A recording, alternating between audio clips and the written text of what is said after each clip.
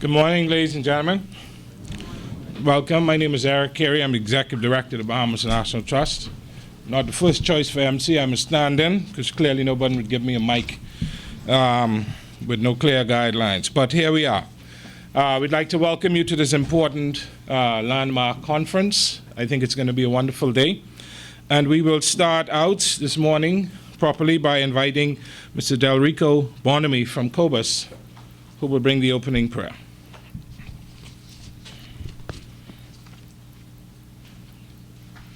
Morning. Let us pray. Heavenly Father, we thank you for bringing all the participants here today. We thank you for all of our blessings, including the beautiful islands of the Exumas.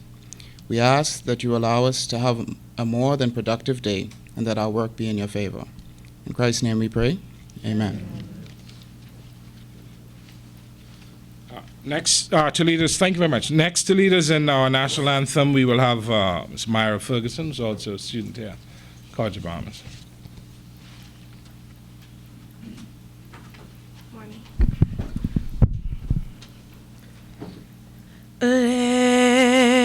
Lift up your head to the rising sun, Bahamaland. March on to glory, your bright banners waving high. See how the world marks the manner of your bearing. Pledge to excel through love and unity, pressing onward, march together to a common loftier goal. Steady sunward, though the weather hide the white and treacherous shoal. Lift up your head to the rising sun, Bahamaland, till the road you've trod lead unto your God. March on, Bahamaland. Thank you. Please be seated, everybody. As you would read in your program, this forum marks the beginning of a multi-year project entitled A Sustainable Future for the Exumas, Environmental Management, Design, and Planning. This is a collaboration between the Government of the Bahamas, the Bahamas National Trust, and the Harvard Graduate School of Design. It is indeed a landmark opportunity for us as a country to seriously think about where we take these fragile islands. The responsibility that for setting conditions that are going to exist 100 years from now rest with us in forums like this. And so this isn't going to be a plan. I was in a meeting last week with the DPM, and you know, he doesn't like plans that sit on the shelf. He made that very clear. And he doesn't involve himself in useless planning exercises. So I don't think he would be here today if with us if he didn't think this was a very serious and important exercise.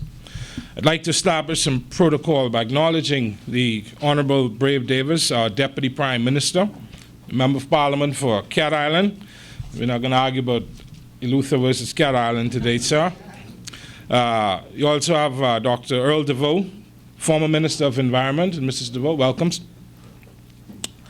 We have the president of the Bahamas National Trust, Mr. Neil McKinney, the president of the College of the Bahamas, Dr. Betsy Bowes, and we have the dean himself, Dean Mohsen Mostafavi, who is the dean of the Harvard Graduate School of Design. We have senior government officials, including Chris Russell, Director of Forestry, Gordon Mader, Director of Housing. I saw Mr. Curtis from the Department of Environmental Health Services, and a number of Eleanor Phillips from the Nature Conservancy, and Chris Maxey from the Cape Luther Institute, the Island School, Lingape, and the team from the Bahamas National Trust. Mr. Monka from Cat Island, my former headmaster at Government High, and I think I only got in trouble once, so we'll leave that at that. But we would like to welcome you all to this important conference, and we would like to invite. First, I'd give a brief introduction. The Honorable Philip Edward Brave Davis is an accomplished attorney, parliamentarian, philanthropist, and a family man. He's a senior partner in the law firm Davis & Co. and is considered one of the leading advocates in the country. In the recent general election, he regained his seat as Member of Parliament for Cat Island, Rumkey, and San Salvador. He presently serves as our Deputy Prime Minister of this Commonwealth of the Bahamas, and he's also the Minister of Works and Urban Development. Committed to bringing about positive change in the Bahamas, DPM Philip Brave Davis is determined to ensure that his story of success becomes a common theme for all Bahamians. So, ladies and gentlemen, please stand and welcome our Deputy Prime Minister. You can make that big step. Yes, sir. Thank you. Morning, please be seated.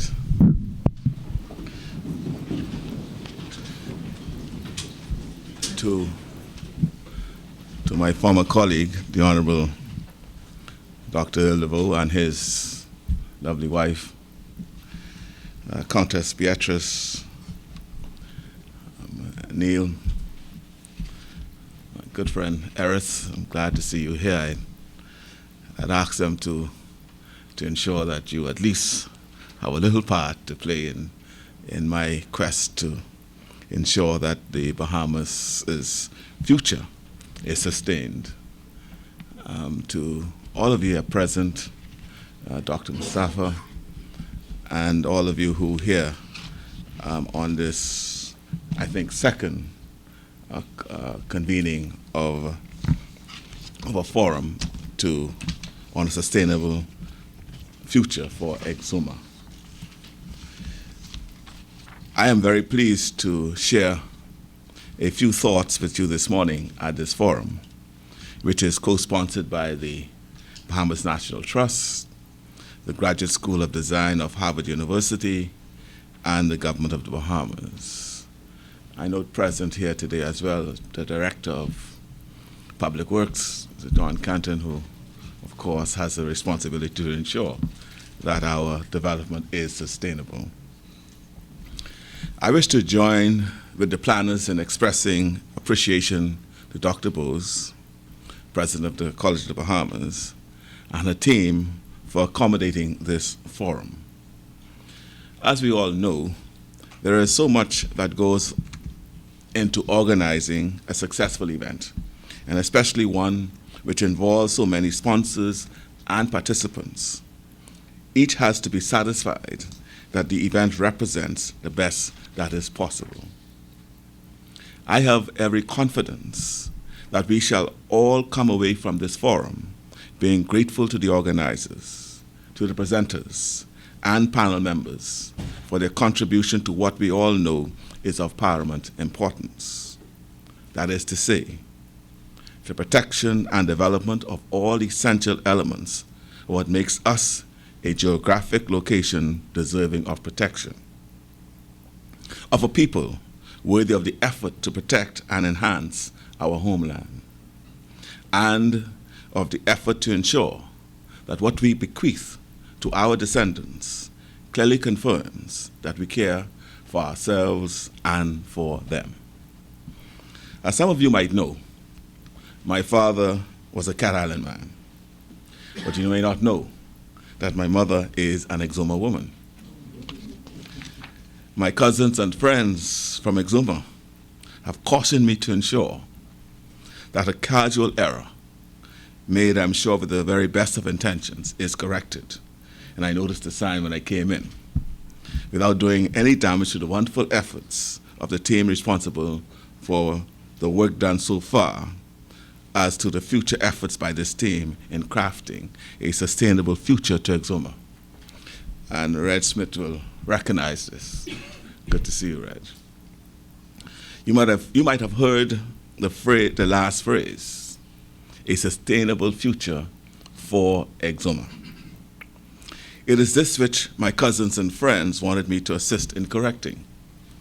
When Lucayans lived in Exuma, they had at least one name for the chain. When Europeans sailed through after the Lucayans were exterminated, they declared names for the islands and keys to aid the trips that followed.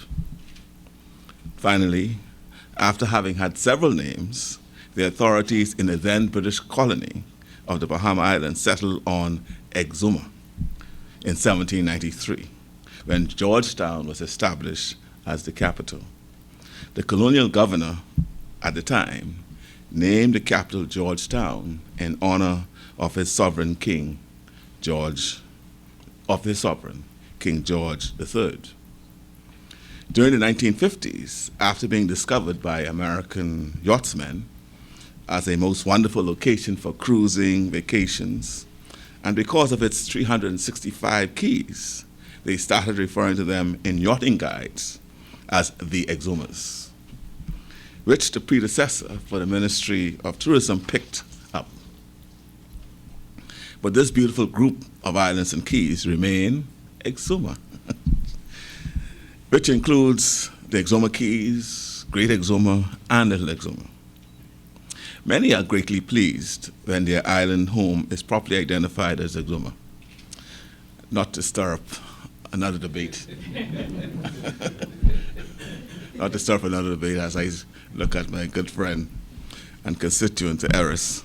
And I invite you to join me, therefore, in this effort to project both the natural and historical history of Exuma.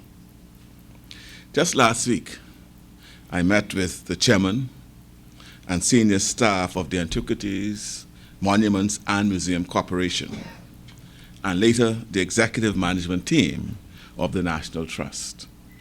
Their effort was to brief me on opportunities and challenges facing their respective organizations on the islands which I represent in Parliament, Cat Island, Rum Cay, and San Salvador. We, of course, also addressed their interests in the overall national context. The Political Directorate of the Bahamas enjoys a respectful relationship with both organizations and recognize how valuable their ongoing work is to the future of the Bahamas. We, together, acknowledge the ongoing need to help citizens embrace the concept of ownership of our natural environment in the historical context, as well as those things of value which have crafted by people over the ages. I submit that this is why your work is so very important. Your approach is scholastic objectivity. You seek to serve the best which research offers. Our Bahamas is special. In our borders within Exuma and Eleuthera, as well as Andros and San Salvador, we are just beginning to learn about natural life form, Stromatolites, which stretches back over 3.5 billion years. Stromatolites were critically important for creating the essential environment for subsequent air-breathing life forms. Yes, as I said, 3.5 billion years. Our natural marine environment provides the environment for its continued existence. Within our borders is an island where the first recorded and continual connection between Europeans and the Aboriginal Caribbean Americans took place. We are the location in the Americas where the first recorded Christian service of Thanksgiving took place. We have these jewels of islands and the natural flora and fauna which inhabit the surface and underwater realms. We have our history, natural and cultural, some of it good and some bad. What we have in spades is ambition for better. It is a focus on learning, a commitment to excellence, complemented by hard work, which will craft our success going forward. The commitment of all involved in this forum, is but one more example to people committed to hard work and excellence, producing a result which brings quality to so many. Thank you all for your love and respect for the Bahamas, for your dedication, and for your scholarship. I thank you. Exuma and Exumians thank you, and the Bahamas will be the better for it all. Thank you very much.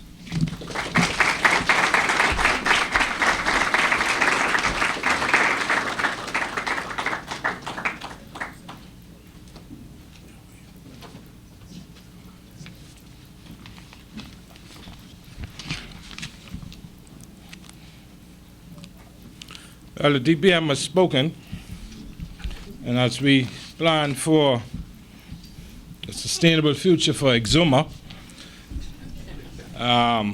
we'd like to thank him for those inspiring words. I'd like to apologize in advance. The DPM won't be with us for the entire day, as interesting as it is. I know he has another commitment that he may leave shortly for, but thank you very much, sir. This forum obviously is an important discussion forum. It is not, I know, I've been approached by any number of persons who assumed because they saw Harvard that it meant that they were going to bring from the cold in Cambridge that we experienced last week full force, a process that they would just sit on top of us and just produce something that then goes forward. That is clearly, as you interact with this team, jingle bells. As you interact with this team, you will realize that that is not the process intended at all. The process is a discussion with stakeholders. The experts sit amongst us and also are in communities in the Exumas and Cat Island and throughout the archipelago. And these are the people who will inform this process. Remember, we're building something for their future and for their grandchildren, and so they have to be involved in this process. So do not be intimidated by the great Harvard. Remember, many years ago, we sent them which was at that time their largest gift, several tons of Brazilito wood that they sold, and they used to purchase a building that became an important residence for students and for study. So they should be intimidated by us as they sometimes are. So just to set that, it's a process that Harvard intends to be involved in and to provide advice and to help with a process of research, but definitely not to determine the outcome. The outcome gets determined by us. And so it's very clear as we go forward with this discussion that really restarts today and continues for a couple of years from now, that at the end we'll have a process that we all have developed and therefore it'll be easier for us all to buy into. So I'd like to invite us this time our host, Dr. Betsy Bowes. Dr. Bowes is the president of the College of the Bahamas, previously serving as the CEO of Kent State University and as a senior fellow at the American Association of State Colleges and Universities. She earned a PhD in business administration from the University of Arkansas, majoring in marketing with minors in economics and sociology. Dr. Bowes plays a major role in the national higher education system of our country, where she works on higher education policies and alternative revenue streams for public colleges and universities. So please welcome at this time Dr. Betsy Bowes.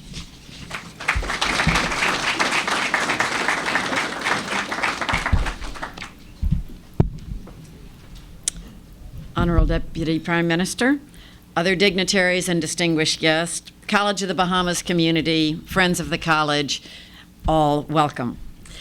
And good morning. It's my pleasure to welcome you today to this important forum on a sustainable future for Exuma. I'm going to have to practice saying that. On moving to the Bahamas, I quickly learned that there were at least two questions that were best left unanswered. Which is my favorite Junkanoo group? And which island do I like best? The Bahamas has many talented Junkanoo groups, and for those who are visiting, we'll explain later if you don't know that already, and even more breathtakingly beautiful islands, each with a unique culture and a unique ambience. But if I had to pick, the islands and keys of Exuma would be among the contenders. The college has had a presence in Georgetown, Exuma, for almost 20 years.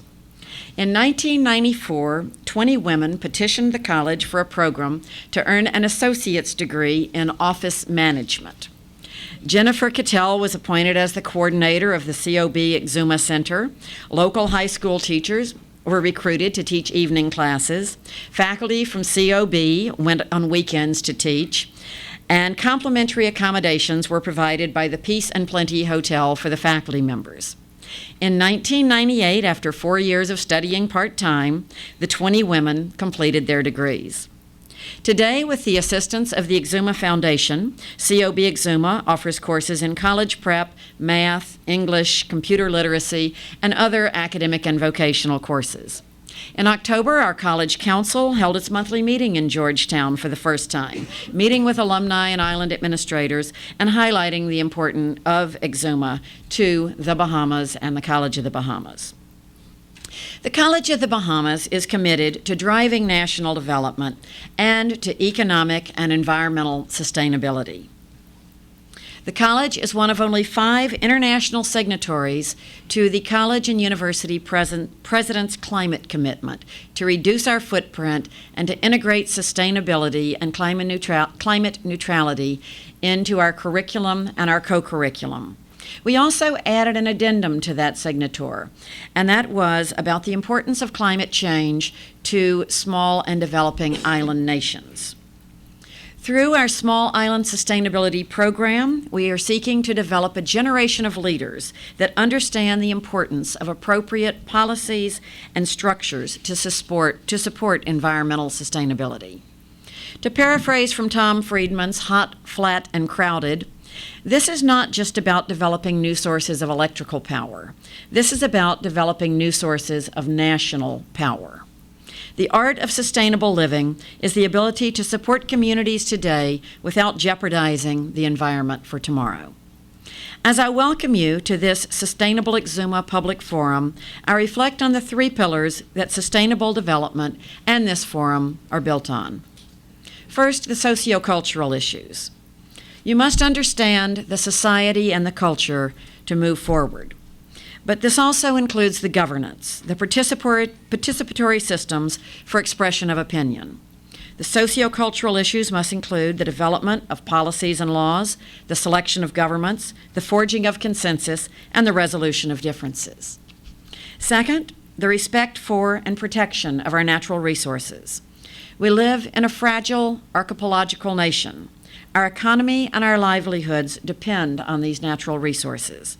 We must raise awareness about the importance of their resources, the fragility of our natural physical environment, and the effects on our human activity.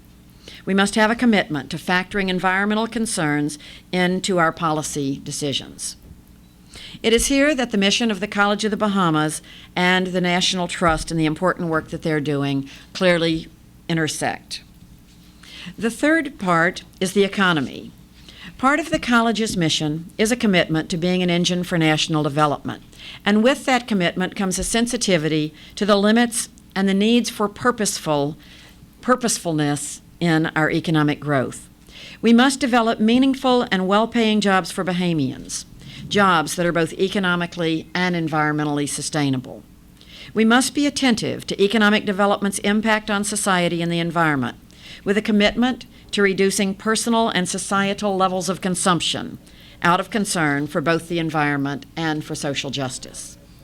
These elements are the foundation for ongoing and meaningful change. Human society is in constant movement. The Bahamas and other small island developing nations must live with the consequences of lifestyle choices and policy decisions often made elsewhere. We cannot maintain the status quo, but through purposeful discourse like this forum today, consider the direction and the implications of change. 2 weeks ago, we had the privilege of hosting Robert F. Kennedy, Jr., who spoke to us about climate change. At that time, I shared the parable of the frog in the pot of water.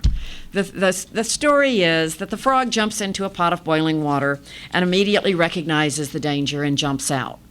But the same frog, according to this parable, if it jumps into a pot of lukewarm water that is being slowly heated, the frog will simply stay in the water until it's too late.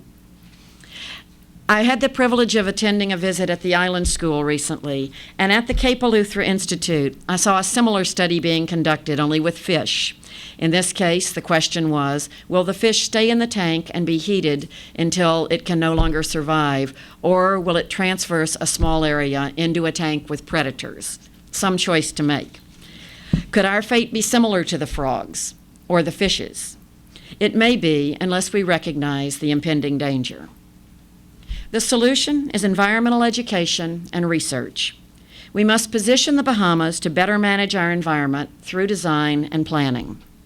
I welcome our colleagues from the Harvard School of Design as they help us position ourselves for sustainable growth and development for both Exuma and the Bahamas. As Bahamians, we must begin to change our mindsets, our attitudes, and our behaviors towards the environment. In addition to tourism, we must reduce our dependency on imported food. We must consciously design agricultural areas with diverse, stable, and resilient ecosystems. We must harmoniously integrate our landscape and our people, providing food, shelter, energy, and materials in a sustainable manner. We must humanize the way that we frame, talk about, and promote environmental education. We must push for deeper economic, cultural, and social shifts in environmental education. It's my hope that this forum on a sustainable Exuma becomes a model for land use planning and management which can be adopted throughout the length and breadth of the Bahamas. We here at the College of the Bahamas are committed to doing our part to educate our students and the wider Bahamas to become sustainable agents of change for a better and safer environment. Education has a key role to play in empowering individuals to become societal and environmental advocates, to make informed choices, to model sustainable practices. Thank you and enjoy the forum.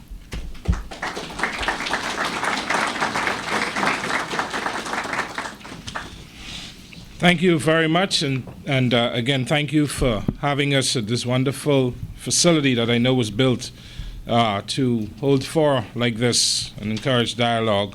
I'd like to acknowledge and welcome Mr. Renwood Wells, Member of Parliament, and Paul Seck. He had an earlier commitment, but he still made it here. Thank you very much for coming, sir.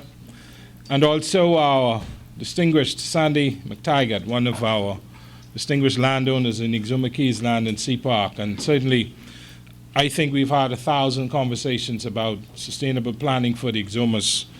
And I know I've not been able to deliver, but we're still working on it. And I think today, Sandy takes us further along on that path. And I think we'll have some good stuff coming out of this process. So welcome. And I also neglected to acknowledge Mr. Ezra Kemp. I'm sure he's here. He was here earlier. Who is the chief counselor for the Black Point District. I know he was here earlier. There he is. Yes, stand. Because it really is about the sustainable future for these communities, whether mainland or certainly the Keys of Exuma. And so, we've had many discussions with the Black Point community about relationships between Black Point and the Bahamas National Trust and the Exuma Park. And many of those discussions, I think, have taken on a very positive turn recently. And I think this forum and this process is going to be important in articulating, identifying, and then coming up with crafting solutions that come out of the communities to help us make sure that we meet your needs as well. So thank you for coming. Thank you for being here. I'd like to call at this time my boss, the chairman of the board, the president of the Council of the Bahamas National Trust, Mr. Neil McKinney. Neil comes from a long line of BNT I used to use the word pedigree, but you all might confuse that. But definitely he is a bona fide BNT, born and bred Bahamas National Trust, and I don't think becoming president could have escaped him even if he wanted to. His grandfather was a founding member. His father is a founding member and also a past president. Neil is severely committed to the environment. We don't pay him much at the BNT for his role. It stays at a constant zero. And hopefully the economy doesn't decline so we don't have to, in fact, he actually pays us. Let me correct that. But Neil has a strong passion for especially our marine resources. And we just launched this week a national conservation campaign. And Jared Dillard, where are you? Jared Dillard is leading that effort to address the sustainability of conch. So we're talking about natural resources, cultural resources, it's all intertwined. And Neil has been a strong advocate since he became the president for the Bahamas National Trust, showing more leadership and support to the Department of Marine Resources and other agencies to protect our marine resources. So I'd like to call at this time Mr. Neil McKinney, President of the Bahamas National Trust.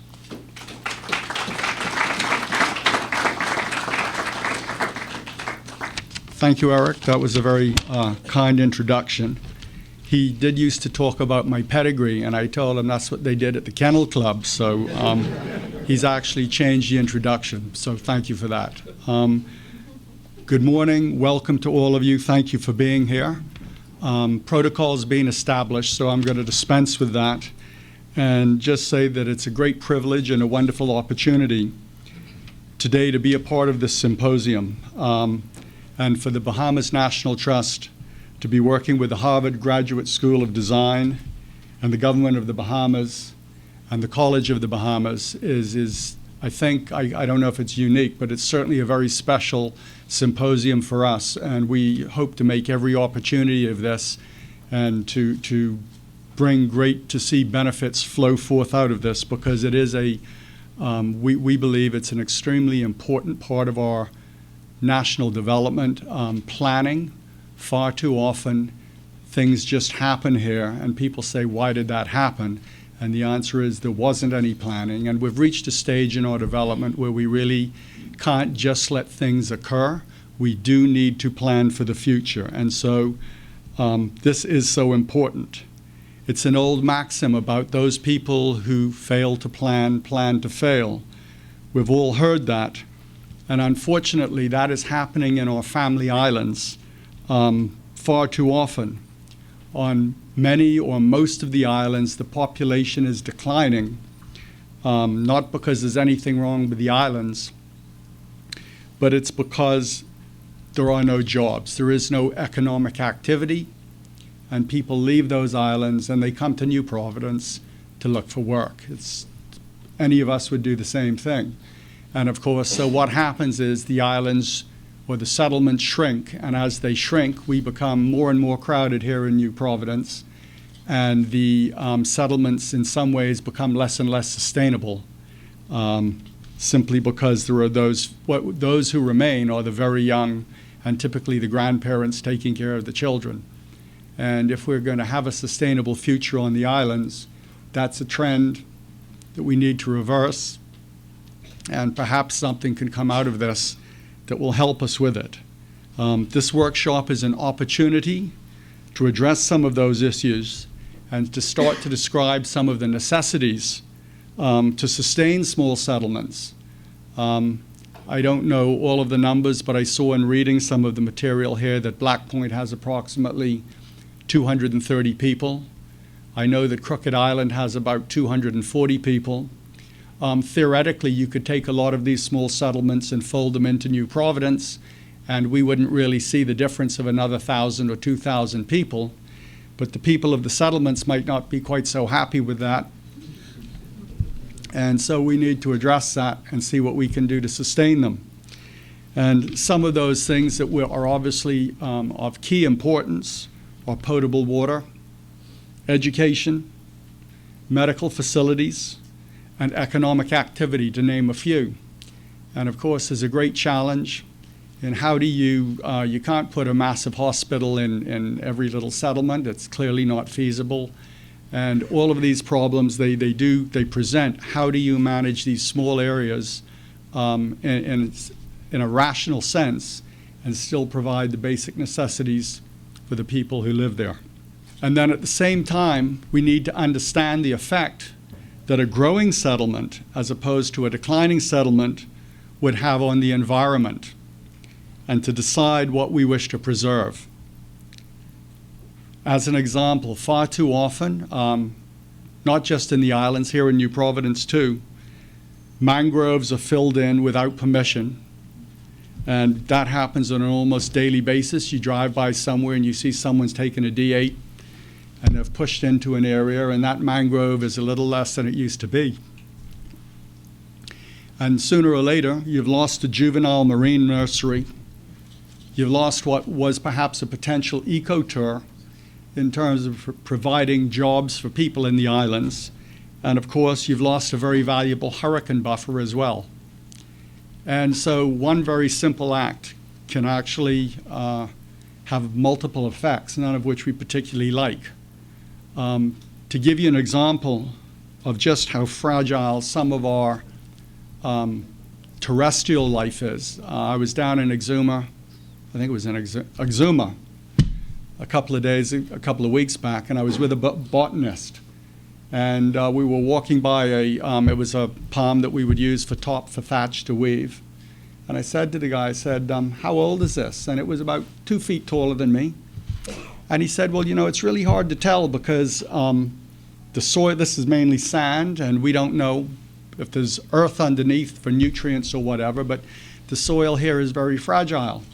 And he said, certainly at least 50 years old, probably 75, and could be 100. And so the point I'm trying to make here is that when we clear areas, most people do not understand how long it took for the vegetation to catch itself and to grow. And one of the problems we do have with top and thatch in this country is if you go to the places that use it, you'll find there's very little top and thatch around there, and that's because we are harvesting it in a manner that is not sustainable. People from Black Point would not be traveling 19 miles to the Exuma Park to try to get top or thatch if it was closer. And the reason it's not closer is it's being harvested. And we need to find a way to make that so that the thatch can come back, which may take 50 or 75 years, but at least let's find a way to do something like that and to deal with it and to manage it on a sustainable basis. And I use that as one example of just how fragile our natural flora and fauna are. Most of our island communities rely on the marine environment for a significant part of their food and also for their income. It is crucial that these resources are properly managed, or the time will come when the settlements are no longer able to rely on the sea and its bounty for their everyday living. The price of fish already tells us that this resource is no longer as abundant as it used to be. And again, I'm going to use another example here of management. And I already told this story this has a 2 on it. For those of you who are at number 1, apologies, you've heard this before. For those of you who weren't, I just like to use this as an example of the fragility of things that we think are so abundant. At the previous conference or symposium, I mentioned the demise of the passenger pigeon. And without going into all the detail that I did then, I'm still going to reference it and tell you that there were estimates back in the early 1800s.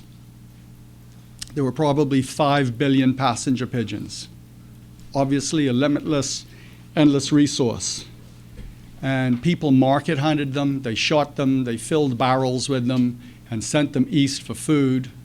And from the early 1800s, come 1914, the passenger pigeon was extinct.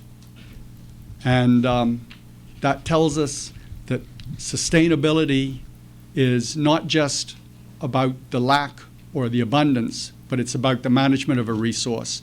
And so I think of conch and crawfish and grouper and our marine resources and put that in that context. And it's something that we definitely have to consider. And we need to ask ourselves, are we as a people willing to manage our resources properly? Not taking all that we can, knowing that we must leave enough for tomorrow? Can we instill a culture of planning, which is too often lacking within our nation? In other countries, national parks are protected by local people or communities who live nearby. This is because jobs as tour guides or selling souvenirs or paintings or other economic activity can provide income to the community, and user fees are redirected back to the communities. And they see a direct correlation between the health of the environment and the income provided. Can we bring that concept to the Bahamas and make it work? Eric is motioning at his watch here. I did have a little more to say, but I'm going to stand down from this. I do want to say that we certainly need to use or consider the use of new technologies to combine them with the way we live so that we can enjoy the benefits of science without losing our culture and traditional lifestyles. And a specific example of that might be something like reverse osmosis, where we could use and produce potable water in settlements. Some places have rainwater, some places have groundwater. We're looking at climate change and there might not be enough rain. Groundwater, there was a spill up in Governor's Harbor the other day. People were trying to steal diesel or some fuel. If the groundwater comes contaminated in a small community, what are you going to do? And so we do need to be considering science as a backup or a third leg so that we do not come to some dead end and then suddenly find that a whole community needs to move because of one significant change. These items are just some of the things that are important. It might be worth considering how do you actually define sustainability. What I think of as sustainable and you think of as sustainable might be different things, and it might be worth having a discussion as to what actually sustainability means and how we define it. And then my last comment is that although today we are talking about Exuma, any solutions that we have here or ideas that we come up with need to be practical enough and flexible enough that we can roll them out to meet the needs and requirements of other small island communities here in the Bahamas. Thank you.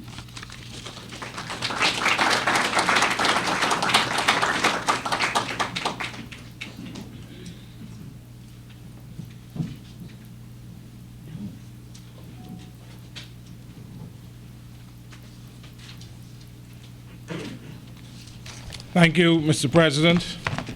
DPM, thank you very much. We know you have a busy day today, but you'll get full reports, and I know you'll be involved in this process. Thank you. Thank you very much. Now we will call from Harvard, Dean Mohsen Mostafavi, Dean of the Harvard Graduate School of Design. And his bio is 18 pages long, but we've condensed it to one paragraph.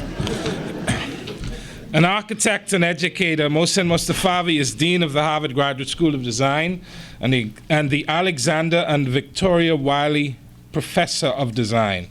He was formerly the Gale and Ira Jukia Dean of the College of Architecture, Art and Planning at Cornell University. Previously, he was the chairman of the Architectural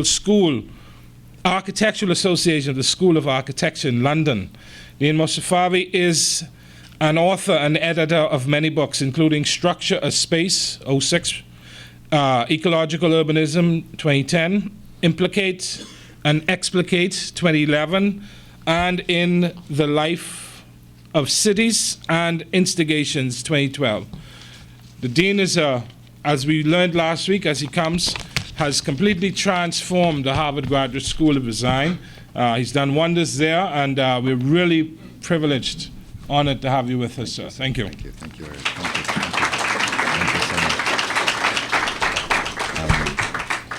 Thank you all so very much for being here, for your hospitality. Eric, for your kind words.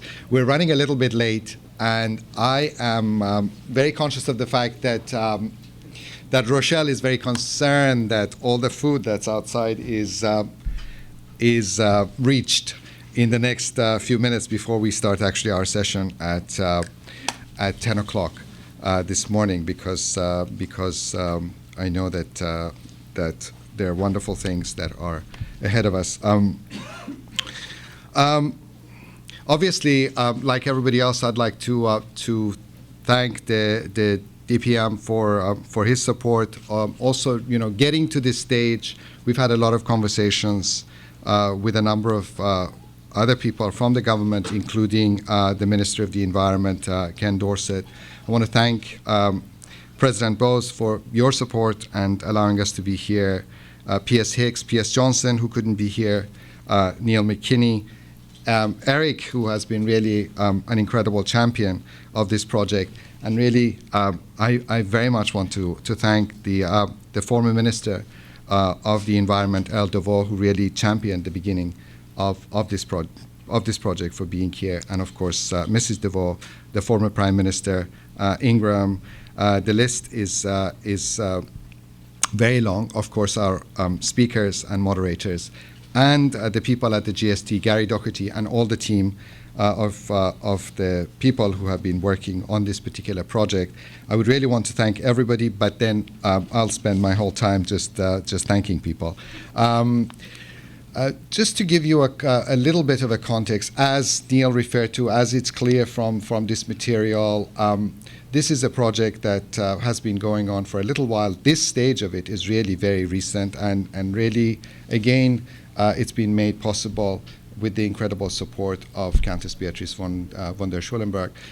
The project at this particular stage is really a multi-year research project that involves multiple constituencies. It's very important, as Eric said, that we recognize that your participation, the participation of communities, the participation of the government, the participation of local experts, which is really the focus of the work here today, and of course the participation of international experts are some of the key components of the project. So it's actually everybody working together that will make this a success. In terms of our role, we see our role, as Eric said, as both learning and hopefully contributing to the project and the conversation, and a project that we see as having multiple moments of impact, multiple moments of realization, as opposed to a multi-year project that then has a conclusion at the end. This diagram basically shows you that the first phase of this project involves fieldwork. The second phase is really about proposals, making things, doing things on site, and the last phase is about the concepts of codification, zoning, really to see how the government can also then be much more systematically engaged, having learned from the knowledge of the communities and really the examples of the kinds of projects that are realized. This is the idea of the fieldwork, integration, and codification. Here is really to say that the Exumas, or the Exuma, as the Deputy Prime Minister suggested we should call. In fact, I believe that it's really a movement from the Exumas to Exuma. In some ways, that tension from the multiplicity of multiple islands, multiple stakeholders, multiple interest groups, towards the notion of certain kinds of unity and community is part of that particular process. From the beginning, it's very difficult to speak of a singularity of Exuma as something which is already formed as a totality. So we very much take the words to heart, but see those as part of the process that involves, for example, these are some of the conditions that we have identified, that we have really the important local communities. We have private landowners, we have government agents and NGOs, and we have really the importance of water and tourism. There may be many other criteria. This is where we would like you to help us. But these are some of the conditions that have to be part of this this very important process of engaging many people and understanding really what the local community want. Listening to the local community has been for us a key component of this project. Obviously, it's also important to recognize that as has already been stated, that while the focus is on the Exuma chain of islands, actually we want to also have a certain set of projects or experiences that are learning from other places but can also have replication applicability for other places.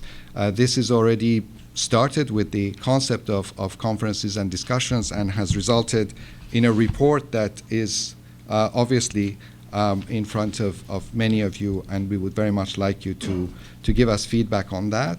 A component of this project in terms of implementation is really getting multiple groups to engage with each other, such as executive education programs, for example, at Harvard, but also here in Nassau, in other parts of the Bahamas, a program of scholarships, career discovery. Basically, what we would love to have are young Bahamians who come to, for example, our career discovery program, which is for a few weeks during the summer, and participate and really see whether we can also be involved in training the next generation of professionals, Bahamian professionals.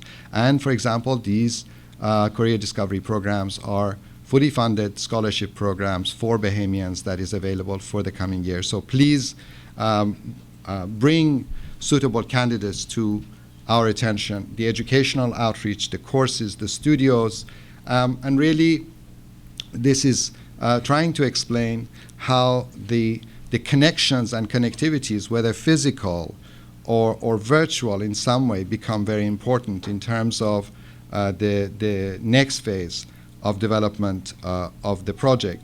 We need to also learn from very specific examples. So we are very keen to understand what may be the types of projects that we need to realize more quickly on site.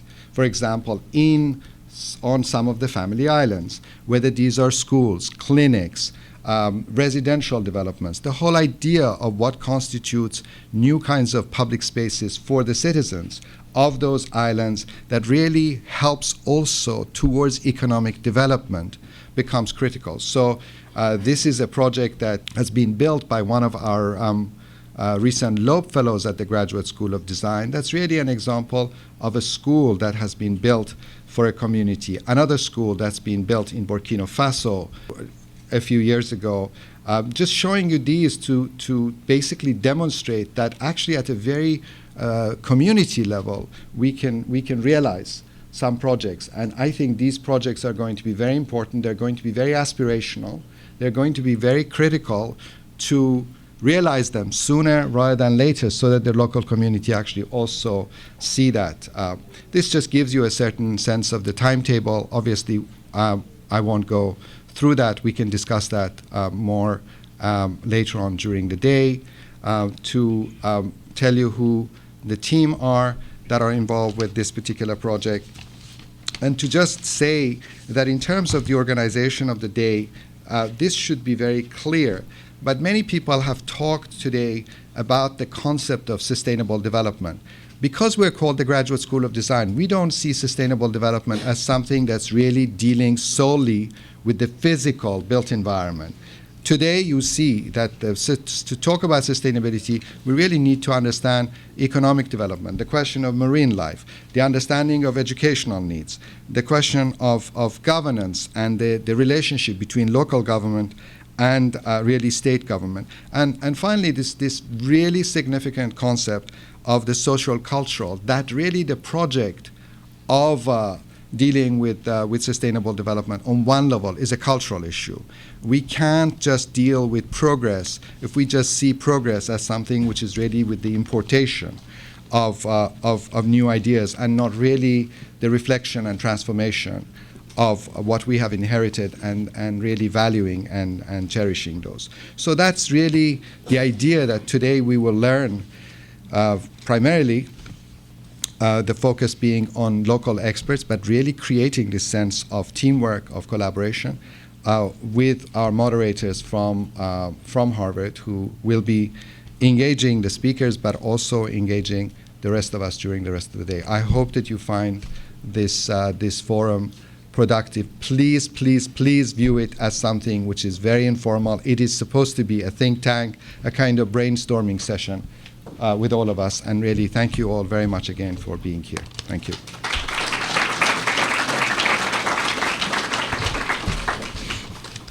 Thank you very much. And we're a little behind time, but we'd like to thank all of our speakers from the morning. This is to be the last you'll hear from me until late this afternoon. But I would like to thank all of you for your attention. I hope you have been inspired and ready to participate in this incredible forum. So we're going to take a 15-minute break. So we expect you all back by about 10 past, a little less than 15 minutes. 10 past 10, so we have refreshments outside. Please go outside and enter through the side door. So you can exit this way and go around the registration table. Thank you all. Sorry? And please come back. You're all required to come back. Thank you.